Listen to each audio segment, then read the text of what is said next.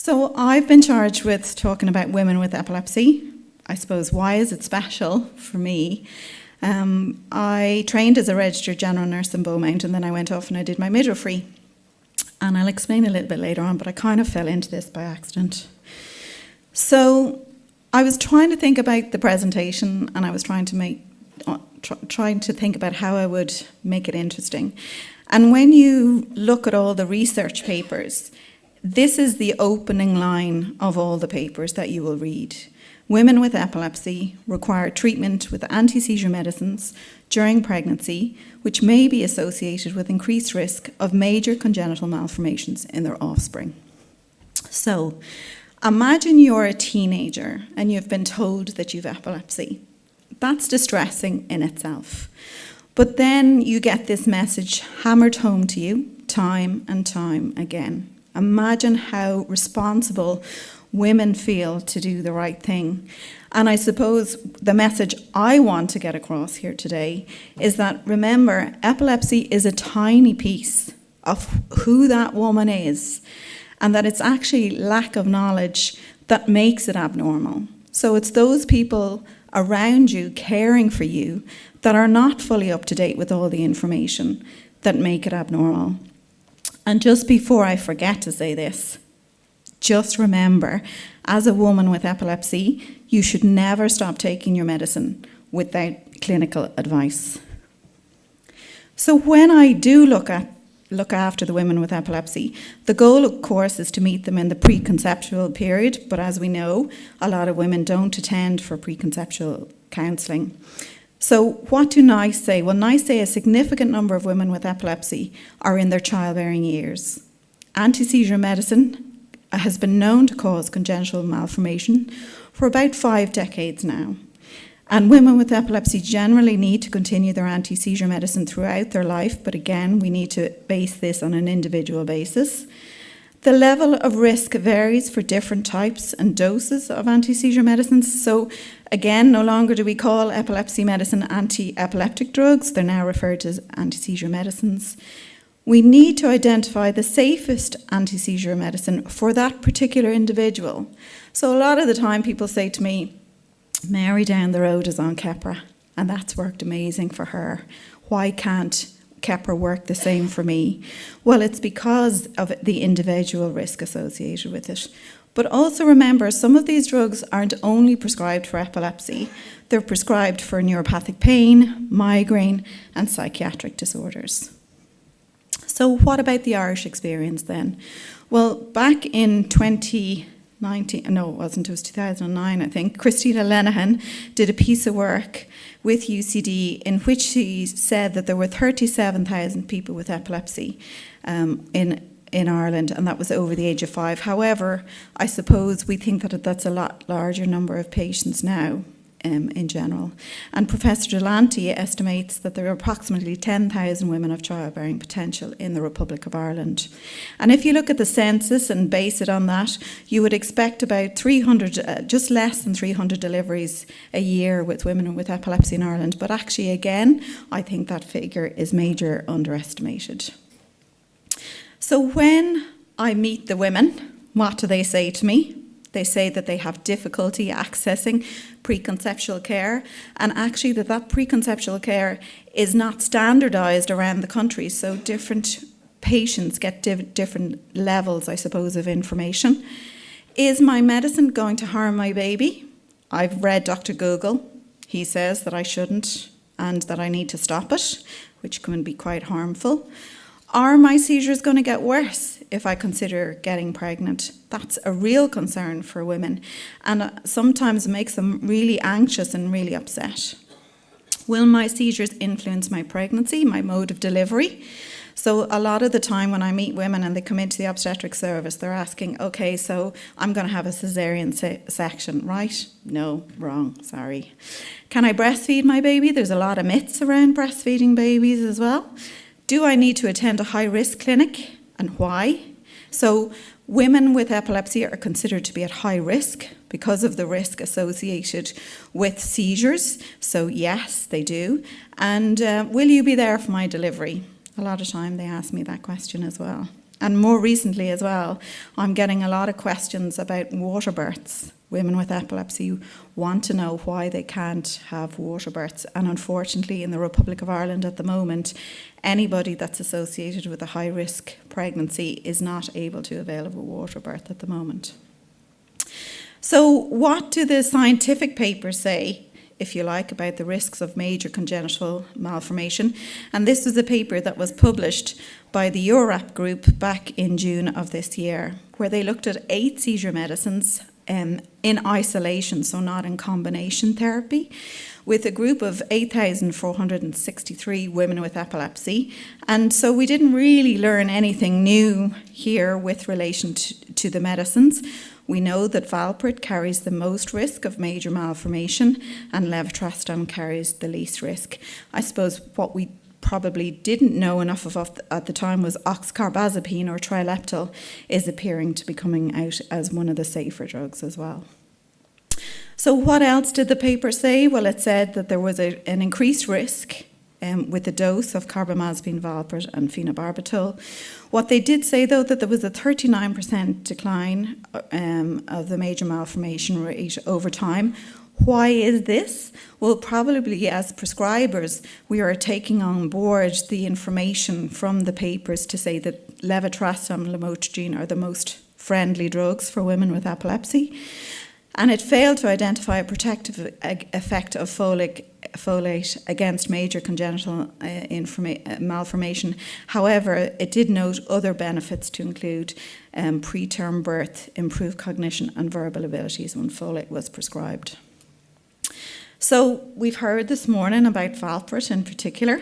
So back in 2014, there was an alert issued through the HPRA to advise against the prescribing of valproate where no other drug was suitable for the woman with epilepsy because of the increased rate of congenital malformation, but also because of neurodevelopment delay issues. And again, in 2023, a new alert has been issued about topiramate or Topamax for the same reason, in that it's thought to increase the risk of major congenital malformations, but there's now also some research to suggest an increased rate of neurodevelopmental delay issues with that as well. So both these drugs come with warnings.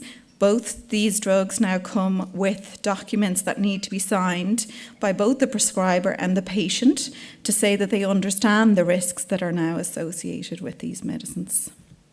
So in essence, I suppose, the plan that I would like to see in place is a pre-pregnancy, because unfortunately, a lot of the time when the woman presents pregnant, it's too late to make those changes at that time. So the key, ideally, is to have the woman seizure-free, preferably for at least 1 year, on the lowest dose medicine, most likely, or most hopefully the drug associated with the less major congenital malformation, on her folic acid, attending a neurologist, because very often, sometimes women are lost to follow-up during a phase in their life where they've become seizure-free for a long time. So I've had incidences of people attending the clinic that they haven't seen a neurologist for a long time, but maybe they could be on better drugs for their pregnancy. So ideally what we want is women with epilepsy to come for preconceptual planning. So is there guidelines available to us, I suppose, clinicians caring for women with epilepsy? Well, as part of the clinical care programme for patients with epilepsy, guidelines were produced back in 2010 and are available on the HSE website. And this document goes right through caring for women with epilepsy, right from preconceptual to menopause. So it is helpful for women, if they feel that they're not been listened to or the care isn't up to what they would consider their standard, to refer to this document. So I suppose a little bit about me and my role and what I do, and of course I would welcome any woman into any of the maternity hospitals listed there. So the first epilepsy clinic was actually established by Dr. Mary Houlihan in the Rotunda Hospital. She was a consultant obstetrician who was very interested in epilepsy and probably was very well ahead of her time. And she started the Rotunda Hospital Epilepsy Clinic probably back as far as 2002. And she used to see women on her own there. And one particular day she rang me about a patient and she said to me, would you like to come into the hospital and maybe help me run the clinic? And that's how actually I fell into this. And then sometime later, because Our Lady of Lourdes is part of the Royal College of Surgeons group, Drogheda asked me would I go up and start the clinic up in Drogheda. And then a patient actually rang Epilepsy Ireland complaining that she'd had a seizure in the National Maternity Hospital while she was pregnant, and how come there was no resources available to her. So actually we were invited in to set up the clinic in the National Maternity Hospital, and that was back in 2012. And then just last year the Coombe Hospital have asked for the Epilepsy Nurse Service to be part of their team. And I suppose my base is Beaumont Hospital with Professor Lanty in Dublin. So this is just something in real time that I thought that I would share with you. We're doing an audit of one of the hospitals at the moment just to see what the delivery rate is like, how many women with epilepsy are attending. So just a brief snapshot of that is to tell you that 20 women in this particular hospital delivered normal delivery last year. There were 2 assisted deliveries, vaginal deliveries, 15 lower caesarean sections, and 3 early losses in their pregnancy. 9 of the women had less than a seizure in less than a month while they were pregnant. 9 of the women had a seizure less than a year previously, 5 in less than 5 years, and 10 in greater than 5 years. So I suppose in general what I say to the women is, in pregnancy, a third of you will get better, a third of you will get worse, and a third of you will stay the same. So in essence, it's a very positive time during pregnancy, and particularly if you go for pre-pregnancy planning. So seizures in pregnancy, 30 didn't, 9 had a seizure during pregnancy, and 1 was not counted. And then the outcome of the pregnancies was 1 had an atrial septic defect, which is affected their heart, and 1 had a cleft lip and palate. So then we move on to menopause, and unfortunately the research is very limited. Some reports of premature menopause in women with epilepsy, but the mechanisms are unclear as to why this might be. There's no guidance or no written guidelines for women who are going through this stage of their life, unfortunately. And the thinking tends to be that we need to manage the symptoms, so in order to prevent the seizures from escalating. Again, if you use HRT, the thought is a third of women will get better, a third of women will get worse, a third of women will stay the same. And we need to talk about the risks versus the benefit of HRT, because I know there's been a lot of bad press around HRT, particularly around breast cancer. But there's no reason why systematic HRT can't be considered for women with epilepsy. And then, of course, as somebody alluded to this morning, it's not all about the women. There is new research coming out about men, and in particular Valprid at the moment. My understanding is that Epilum, if it's stopped within 3 months, shouldn't affect the contraception. But like I said, the research is coming out all the time. And we do know that the abnormalities seem to be influenced by dose and duration of treatment. And we need to start taking this more seriously and talking to men about these issues, because it's an uncomfortable topic and one that we need to get familiar with. And where there is some concern that the medicine may be causing adverse effects in men, we need to counsel them about switching to an alternative anti-seizure medicine. But again, switching medicines is not without its risks. So I'm going to conclude there. It is a picture I did steal off Google. But I do have loads and loads of pictures of women who've delivered their babies and who are very grateful for the service and find the service very beneficial.